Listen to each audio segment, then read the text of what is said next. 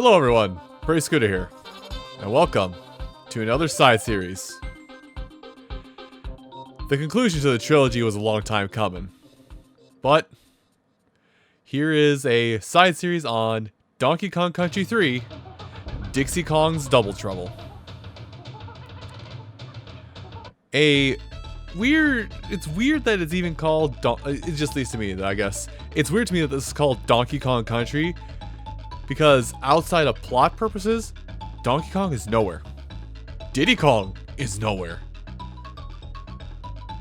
Which is weird, because basically what we got is Diddy Kong's girlfriend, and what we'll soon learn is the kid Dixie Kong is babysitting are our cast of playable characters. I stopped trying to make sense of everything a long time ago. Anyway. Now this game did come out in trying to think of what it is. This game came out in 1996. So this is basically like, if this game wasn't it, this was like one of the last. This is like one of the last games on the Super Nintendo. Perfect, it fits. 5 characters. So, out of the DKC trilogy, the SNES DKC trilogy, this I have to play through it again to make sure to see if the statement still stands. But this game is actually my favorite game out of the trilogy. I know everybody loses their absolute mind over Donkey Kong Country 2, and that's well warranted. But I think I like this game a lot more, simply because it's so. It just feels like home because of the locale, if that makes sense. You want to see The Lost World? Which channel is that on, Dixie? Yeah, also the last time Wrinkly was alive. Awkward. So, Wrinkly Save Cave. These are now this is the save points of the game. We also have Bazaar's General Store. We won't worry about Bazaar or the creatures there for a while. And the only other place we can really go is Funky's Rentals. I mean, we can. I should have set up something. Pause for just a second. I had to configure something really quick. Anyway. So, there's not a lot we can really do out here in this whole area, despite the fact, we have an open world map to explore. We actually have, this is one of the Donkey Kong games where there's, pseudo free movement. Anyway, let's go visit Funky with his kicking music. Yo, Dixie, what's happening? I don't know how to do, the known Funky. Anyway, Cousin Dick Kitty Kong. So, Kitty Kong is basically supposed to be acting as Donkey Kong in this game. That aside, let's go ahead and take the motorboat. Because we need a sweet ride to go do things. So throughout this game, it kind of opens up as we do stuff. Almost, I don't know, I would think almost like it's a 2D platformer primarily, but there's this weird exploration aspect on the overworld. Weird exploration path on the overworld. Anyway, this is gonna be a 100% playthrough, but as of right now, well, I'm just going to show you this. How good are you with Simon Says? Me, not so much. Because I have terrible short-term memory. And that was pretty simple to start off with, but as of now, it's easy, but it's going to get to good lord, 12 inputs. Sometimes 16 as we get along with the adventure. But anyway. All the banana birds will head to Wrinkly's save cave, but you do need, though they are called banana birds, but you do need to find and collect all the banana birds for 100% completion. Anyway, let's go to the first world. Lake Orangatanga. Now, in terms of how the game works and controls, it's almost identical to Donkey Kong Country 2. With a few minor twists. For one, you can still switch characters around. Kitty, like I said, is going to be the surrogate Donkey Kong in this instance, where he doesn't move very fast, doesn't jump as high. At least I don't think so. Maybe he does. but he's really good at throwing barrels. Dixie is the more agile of the two, and still has her signature hair twirl. But the team up command is a little different, where you can still team up and whatnot. And Dixie has a little bit of trouble throwing Kitty around, but he can be used as basically a megaton hammer, so to say. Kitty, on the other hand, can just kind of... Kitty will function mostly like how the team up command worked in Donkey Kong Country 2, where you can just throw people wherever. Now, Kitty has different functionality, or I guess for this game, I guess we're not into bonus town yet. For this game, Kitty has one additional thing on him that, or he has one, I caught him by accident. Kitty has one additional aspect to him that Donkey Kong wouldn't have, and we'll get to that probably by the second level, if I'm right. Maybe the third level. Anyway, collect the stars. Now, there is still bonuses in this game, and to get 100%, you do have to find and beat all bonuses. As with Donkey Kong Country 2, these bonuses start off really easy, but they're going to become hair-pulling by the time we're done. Also, DK coins. They're a little different this time. Say hi to Coin. You do need to collect all the DK coins as well to get 100%, but in this instance of the game, in this point of the game, they don't just make it so like, oh hey, here's the coin, here's the DK coin. It's just chilling somewhere. Now they actually have it hiding inside of a creature that can only be destroyed with effectively with a steel barrel.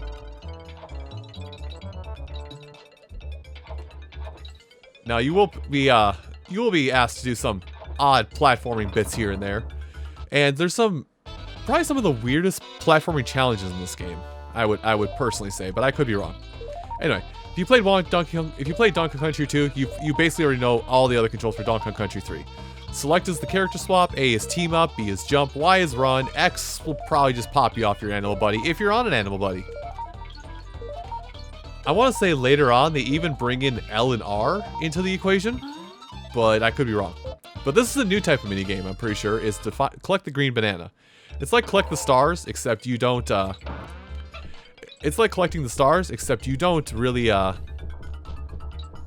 grab it, thank you. It's like collect the stars, except the target always moves.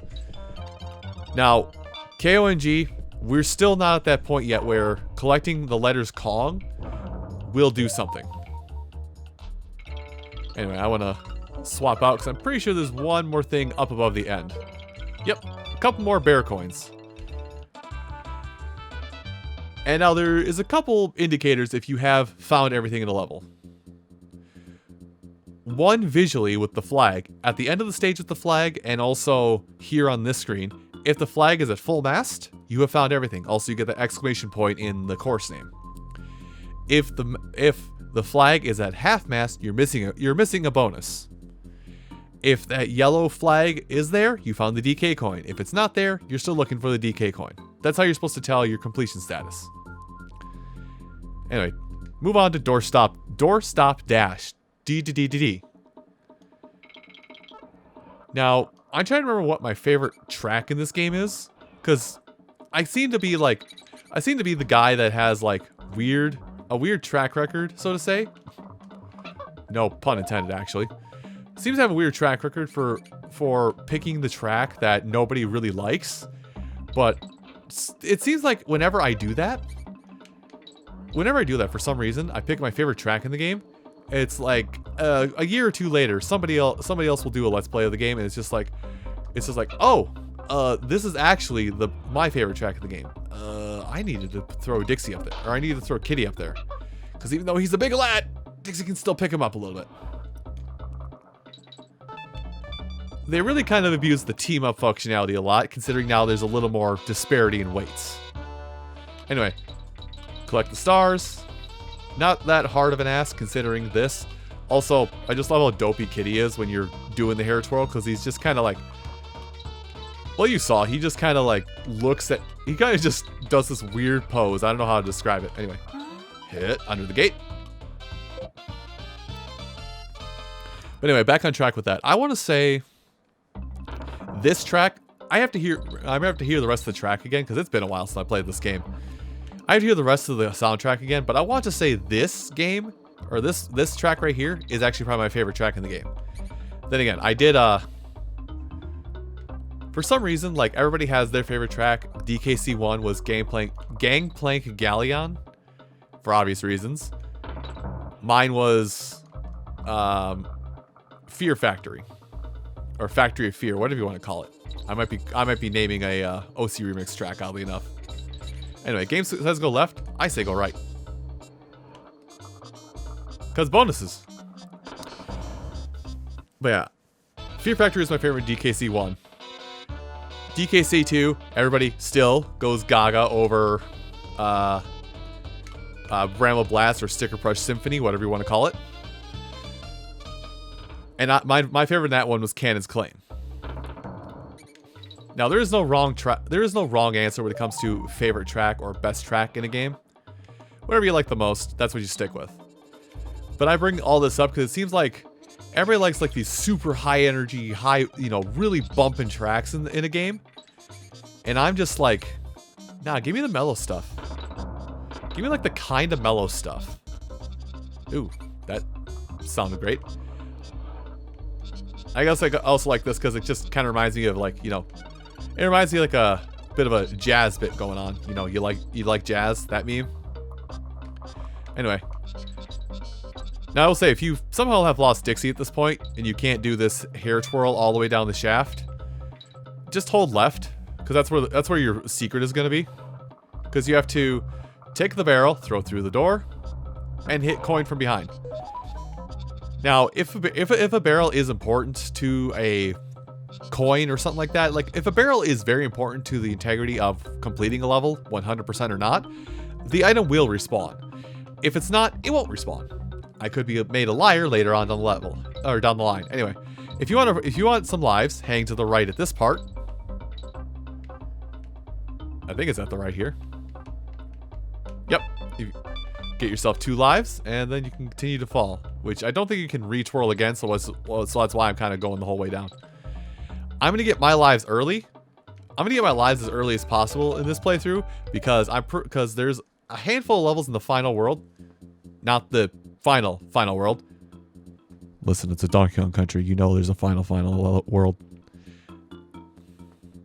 But when we get to the final world, there's a handful of levels there that give me headaches. At least they did when I was a kid. Pretty sure she won't mind us saving while she's sleeping. Anyway, like I said, Banana Birds, come here to Wrinkly's save cave, wherever she is. And now that we're actually here, I want to point out a few things because we'll see it as we go along. And this will kind of emphasize the point of this game was like the last Super Nintendo game, if not for like some unlicensed stuff. Because as you see, the Nintendo 64 is there and poised within Wrinkly's room. And let's go ahead and save.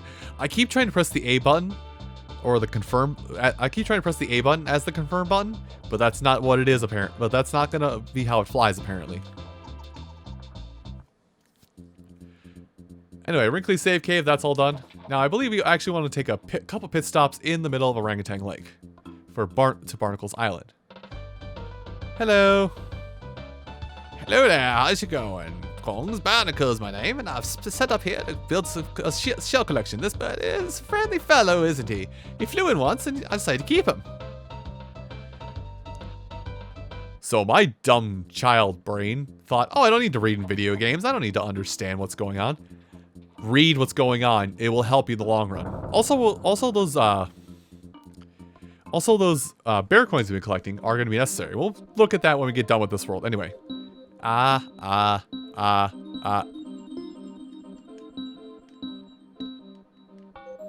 Not enough A's. Hey, reminder, my short-term memory? Trash. I'm trash! And also the pattern alters every single time you come in here. But as long as you play Simon Says well enough, you get them. I want to say, I could be wrong on this number. I want to say there's 22 Banana Birds total.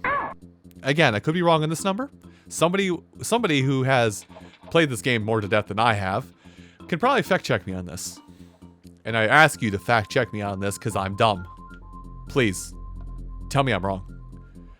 This is one of the very few times a content creator will say, please, tell me I'm wrong. Anyway. Huh.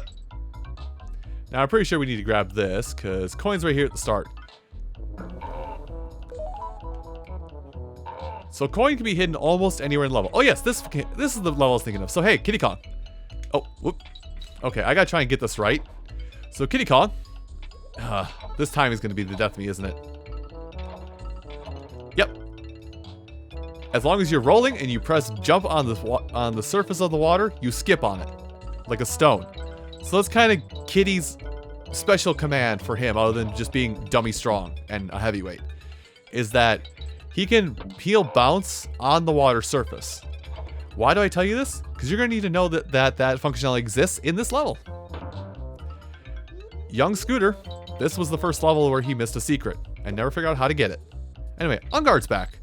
Because they can never find out a way to replace Unguard. Ever. I don't know what the phenomenon is, but Unguard can never be replaced. He's even still in the games when eventually, whenever I get to that, eventually jump over to the N64. By the way, even when you collect all the stars, the timer still goes down, so hustle your bustle over for that bonus coin. Now, I don't think we got to worry about now, but I should, I'm gonna switch Kongs just to be safe. Because I worry that I might get hurt. Now, bear coins, I should amass 60 bear. I think the total amount of bear coins you need for the entire game, I think, I could be wrong, you need for everything is going to be 55. Keep in mind, bear coins are kind of like the banana coins that were in Donkey Kong Country 2. They're kind of everywhere, and they're not in limited supply. So as long as you know how to grind them, you can get many. Ah, here it is. So, yep. So hey, this is the we can mess this up. So I would love to, put down legit things, but oh, well, I think I have to redo the level now because I can't get back up there because I killed the enemies that get us back up there. But that is where the bonus is. Up there. That's the second bonus of this level. The only other bonus. So, well, I get to at least grind out bear coins. Now, how I'll handle levels when it comes to, how I will tackle levels when it comes to 100%ing bear coins, all that jazz, is if I miss a bonus in the level, I'll just go back in, cut around, I'll go back in. I'll go back through the level on my own time and cut it. The enemy died.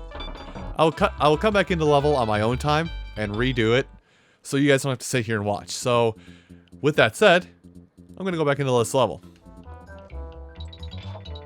There we go. Good lord. Yeah, so it's not an easy one to get to. It took me several tries, and I'm also alone with Kitty. Oh, we get to try again. Nice. At least they have some mercy on me. I was 100% anticipating they were just going to be mean and kick me down to the water, so I'd have to redo the whole level. Anyway, that's all it is. Bash the baddies, get done with it, get out. Now this allows me to look into functionality and also test something, because I'm pretty sure once you have beaten a level and do start select when you have beaten a level, go after you collect everything you missed, you just go straight out. And we've tackled a lot and done a lot, so I think I'm actually gonna. We have about 5. Yeah, we have about 5 bare medals. So let's see if we can do something a little extra here to before we call it a video for today. So unfortunately, all we can really do if we want to go back to a port is go into Funky's shop. God, I can't words today. Help. But yeah, we go back into Funky's shop, and we're gonna head over to this. We go to Bazaar's general store. Now pay attention to options here, because we can use our options. Hello there, young kitty. Name's Bazaar, and this is my general store. All my brothers are scattered all over these islands. Pop in and say hello if you meet them on the road to travelers. So then, what may be of assistance to you? So, we have nothing today, thanks. Is that a mirror? And where's the shell from? This shell was found at the bottom of the lake of Orangutanga. It's pretty rare, and it's a 5 bear coins is a bargain. Yes, I would like it. And now we have a little inventory. So is that a mirror? Yes, but it's no ordinary mirror. This is one of Cranky's great-grandfathers, and I can't let it go for less than 50 coins. And that's why he said you need 55. So let's see.